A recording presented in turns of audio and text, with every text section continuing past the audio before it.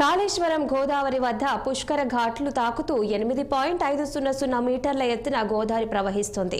ఎగువన మహారాష్ట్రలోని ప్రాణహిత నది నుంచి భారీగా వరద గోదావరిలోకి వచ్చి చేరటంతో మేడిగడ్డ లక్ష్మీ బ్యారేజ్ జలకళను సంతరించుకుంది.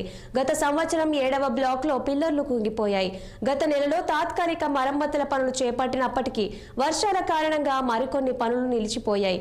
నేషనల్ డ్యాన్స్ సేఫ్టీ అథారిటీస్ ఆదేశాల మేరకు చంద్రశేఖర్ అయ్యర్ కమిటీ ఆధ్వర్యంలో బ్యారేజీ పరిశీలన అనంతరం వర్షాకాలం వరదల కారణంగా బ్యారేజీకి ఎలాంటి నష్టం జరగకుండా ఉండేందుకు కొన్ని సూచనలు చేసింది. 7వ బ్లాక్ మరింత దెబ్బతినకుండా ఉండేందుకు బ్యారేజీ మొత్తం 85 గేట్లను ఎత్తి ఉంచాలని సూచించింది. దీంతో ఇంజనీరింగ్ అధికారులు 85 గేట్లను ఎత్తి 3,84,400 క్యూసెక్కుల నీటిని దిగువకు వదులుతున్నారు.